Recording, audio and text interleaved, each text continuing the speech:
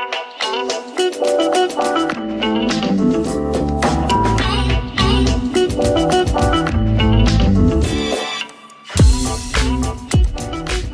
friends, it's Debt-Free Friday time. I love this time of week, as most of you probably already know.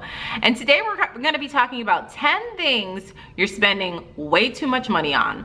But first, if this is your first time watching me, hello, welcome to my channel. My name is Gia. I'm a working mom who posts all types of videos, from Costco hauls to cleaning to personal finance, which is my personal favorite. If you haven't hit that subscribe button yet, I would love for you to join my YouTube family by clicking the button down below. And for those already subscribed, welcome back. All right, guys, so before we talk about these 10 things you're spending too much money on, I want to hit you with some statistics. According to the Bureau of Labor Statistics, Americans spend 15% of their household income on pure wants. Nothing that you need, not necessities, but just wants. And I found that statistic to be incredibly and alarmingly high. Okay, now Dave Ramsey's plan always says to invest 15% of your income into your long-term savings, which I feel like is one of the most important baby steps in his 7 baby step plan. But to hear that Americans spend 15% of their income on just wants, and a lot of the things that I'm going to talk about here and the 10 things is crazy. So let's get into it. Number 1, bottled water. Now, you know, everybody's different, but to me, it's a complete waste of money to buy bottled water. Now, we drink the water, filtered water, out of our refrigerator. That's just what we drink. Now, to go out and just continue to buy bottled water, not only is it a waste of money, because you can buy filtered systems at home. You can put the pure filtered large water containers in your refrigerator and just pour it out like that. Not only is it expensive and a waste of money, it's bad for the environment. You know, of course you can recycle your bottled water, but I just feel like that's a huge expense that you can save, and it can go towards other things like your debt or long-term savings, but that is something that just adds up over the course of a year. Number 2, extended warranties. Now, I know everybody has a different opinion about this. I personally follow Clark Howard's opinion about extended warranties. Now, he hardly ever buys extended warranties. You know, those warranties that they get you to buy after you buy something from Best Buy, whether it be like a microwave, a computer, a camera, anything. They want you to get that extended warranty. And what my rule of thumb is this. Now, the extended warranties have come in great handy for me and my family, because we've had horrible experiences with refrigerators in the past. And if it wasn't for these extended warranties that we bought, we would have had to purchase a brand new $2,000–$3,000 refrigerator. So here's my personal rule of thumb. I only buy extended warranties if I know repurchasing the product would make a big dent in our emergency fund, because something like a refrigerator is definitely a need, and that expense would come out of our emergency fund. Now, if it's something like a $200 or $300 microwave, do I need an extended warranty for that? No, because I would feel okay, you know, just replacing that out of our emergency fund, and it wouldn't be such a big, you know, hit at it. You know, spending $3,000 on a refrigerator would be a big hit on most people's emergency funds, depending on how big it is. But $200–$300, you could probably swing that, and I wouldn't feel like I needed that extended warranty on that. Same thing with cameras or anything electronically, or anything where they try to sell you those extended warranties on. You have to decide if you'd be able to swing that price. If it completely broke down and you had to buy a new one, would you be able to swing it? If not, buy the extended warranty. If you can, I would just leave it and save the money, because some of them can get very expensive. Number 3, cell phone service. Now, you don't have to have the top of the line. You know, I know these phones are like little computers for us. I mean, they're very expensive, they're not cheap, but that doesn't mean that your cell phone service has to be expensive. Some of these plans with the data plans can get very expensive, well over $100 a month. Shop around, because you don't necessarily need that, especially when so many places have free Wi-Fi involved, and if you're a homebody, you're at home a lot and you use your own internet at home. I wouldn't spend a lot of money on data, you know, or even minutes. I don't even know if they have that. I've had the same plan for so long. But you know, shop around, see what they have, and don't overspend it, especially if you're in your debt-free journey right now trying to pay off debt. Literally every single penny that you spend on a want counts. So shop around, try to get your price reduced, or even call your provider directly and say, listen, I'm trying to cut back.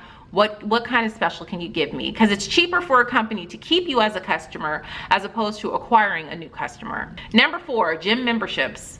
Now, it's a waste of money to keep a gym membership if you don't use it. You know, if you're going to the gym every day and that's your thing, then okay, it's still a want. It's because it's not a need. I mean, you can always work out at home, but if you're not using it, if you're only using it a couple of times a month, cancel that. You can create your own workouts at home. There are so many YouTube channels here strictly devoted to health and wellness and workouts that you really don't even need a gym membership. I mean, it's better for you to invest that money that you spend on a gym membership onto your weights or any kind of equipment that you like to use. You can make your own personal gym at home, but don't waste your money on $30, $45 a month on a gym membership.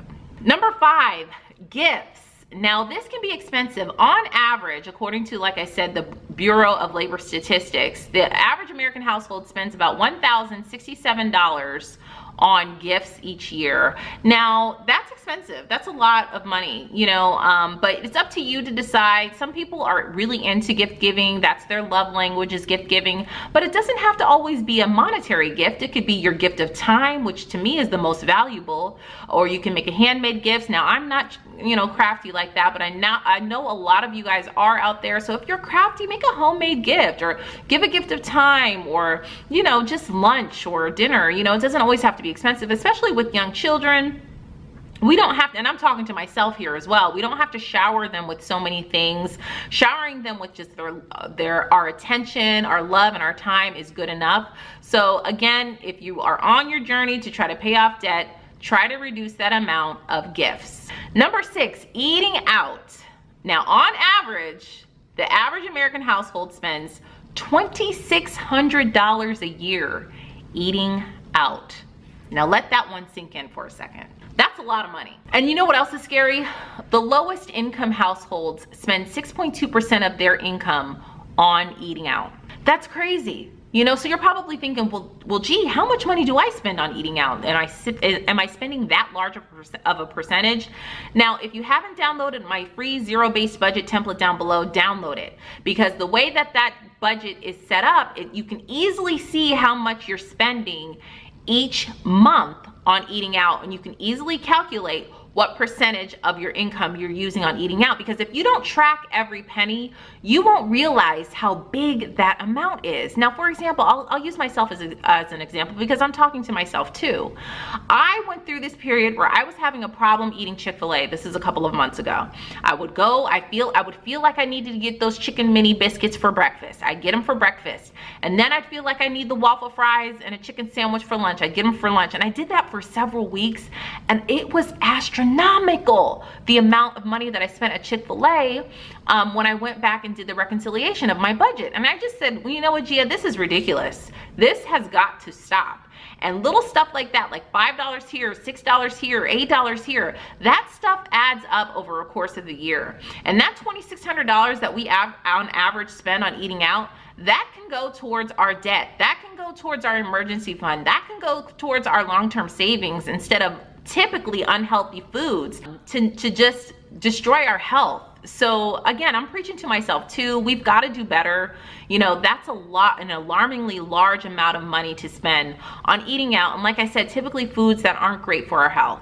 Number 7, hobbies. On average, $700 a year on hobbies are spent in America.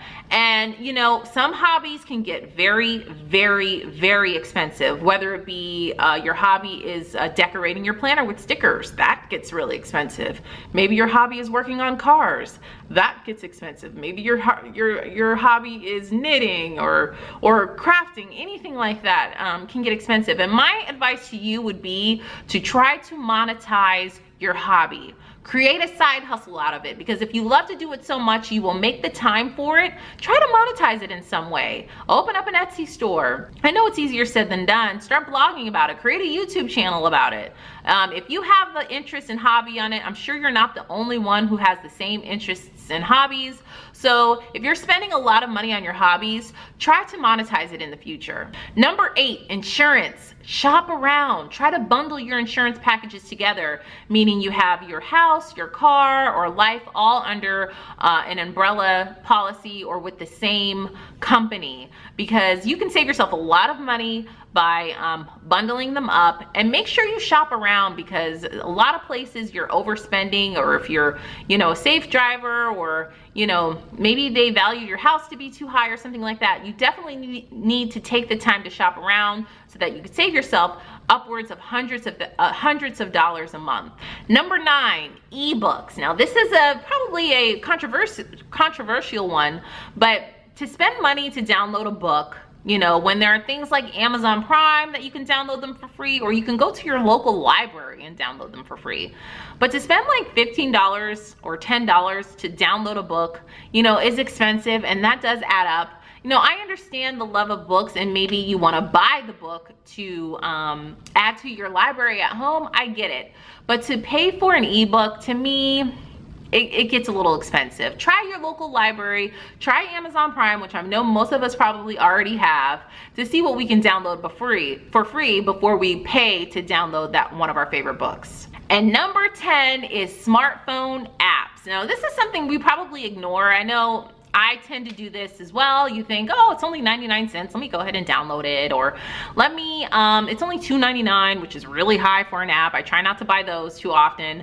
Let me just go ahead and buy it. Or if we're addicted to those games where it's just like, oh, pay 99 cents here to go up to another level, or this or that. I don't know, because I don't really play those games, but I know my husband does. That stuff adds up over the course of the year. So pay attention to that.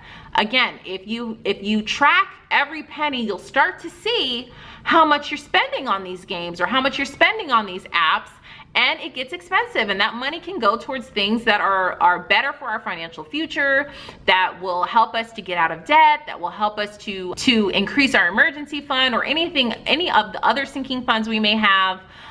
You definitely want to be mindful of it. That's why it's so important to track every single penny you spend and track every single penny that you make. All right, guys, leave a comment down below. What are some of the things that you see people spend too much money on, or maybe you spend too much money on yourself? I know I'm preaching to myself with this. We are all in this together to try to make it to financial freedom, to try to continue through our debt-free journey. It's a constant work in progress. So leave a comment down below and let me know what are some of the things you see people spending way too much money on. But that's it, guys. Thank you guys so much for watching. If you haven't hit that subscribe button yet, tap my picture up above, and you can also check out my previous video right over here, and all my social media platforms all listed down below. Thank you guys so much for watching, and I'll see you in the next video. Bye.